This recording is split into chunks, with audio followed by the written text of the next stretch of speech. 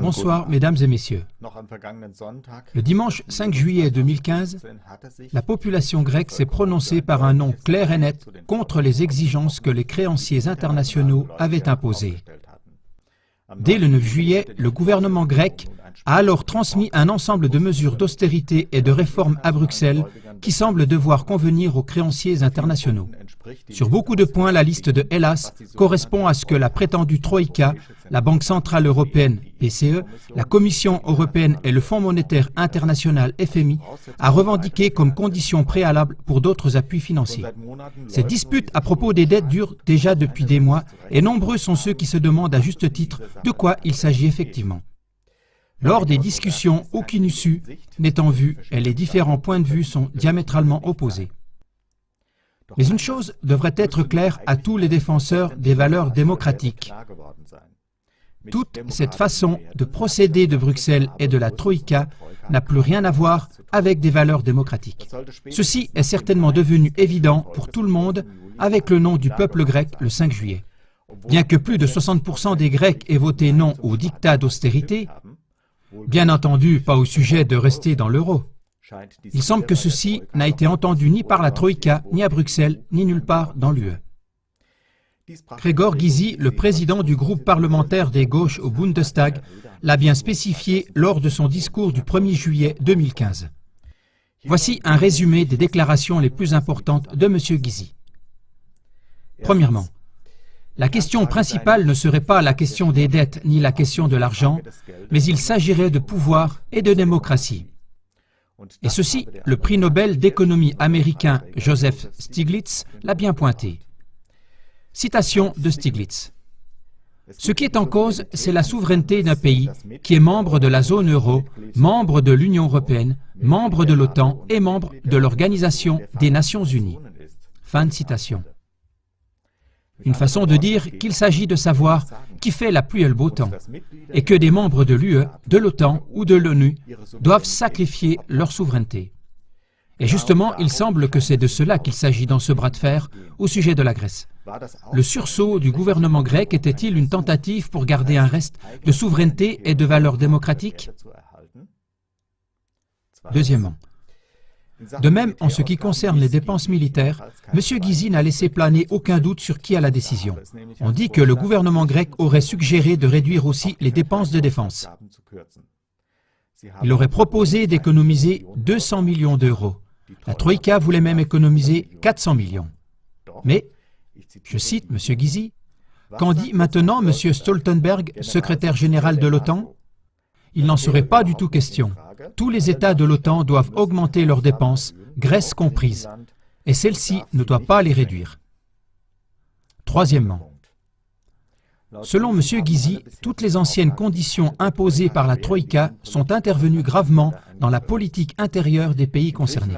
En Grèce, des tribunaux constitutionnels ont aboli certaines conditions imposées parce qu'elles allaient contre la loi grecque. Mais aucun des représentants de la Troïka, qui ne sont légitimés par personne, ne soucie même pas de constitution, dit M. Gysi. En outre, il se demande jusqu'où l'ingérence a le droit d'aller dans la politique intérieure d'un pays. On pourrait se concerter sur le but et il devrait y avoir des conditions pour garantir le remboursement. Mais, je cite M. Gysi, le chemin, c'est seulement le gouvernement et le Parlement du pays qui doivent le définir, pas la Troïka, comme cela s'est passé toutes ces dernières années. C'est la grande faute et la grande erreur.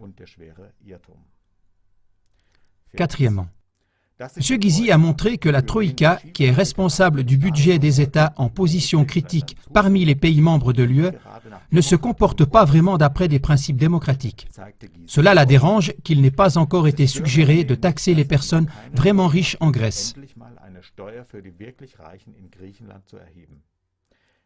La Troïka elle-même n'a pas fait de proposition à ce sujet. Au contraire, le gouvernement grec aurait proposé que des revenus de plus de 500 000 euros ne soient taxés d'impôts supplémentaires qu'une seule fois. Je cite M. Gysi. Et c'est là que la Troïka a dit non. Il n'en est pas question.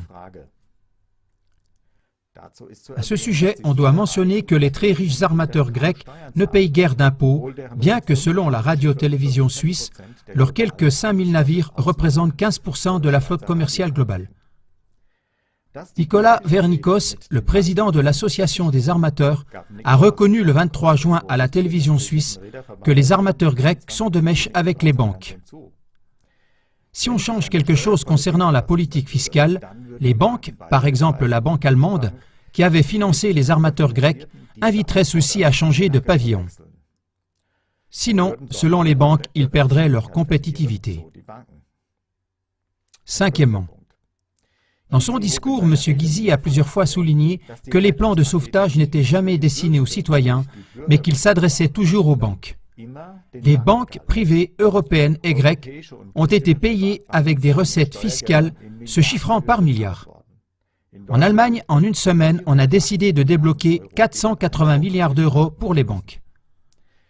Le peuple grec, par contre, qui depuis 6 ans a dû accepter des diminutions des retraites allant jusqu'à 40% et de salaires jusqu'à 30%, repart bredouille. Voici donc, mesdames et messieurs, comment Bruxelles, l'UE et la Troïka conçoivent la démocratie et la souveraineté.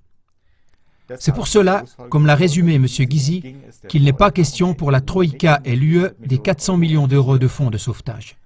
Leur but est plutôt d'éliminer le gouvernement de gauche, élu de manière démocratique en Grèce, qui défend les droits des citoyens et la souveraineté du pays. À la fin de son discours, M. Gysi a résumé comme suit les valeurs démocratiques principales. Je cite. « Imaginez si l'Allemagne était dans la même situation et que la Troïka nous offre de telles conditions, des diminutions de retraite de 30% ou des choses semblables. Est-ce que nous nous laisserions infliger cela? Il ne faut pas faire à d'autres ce qu'on n'accepterait pas pour soi. » Au revoir.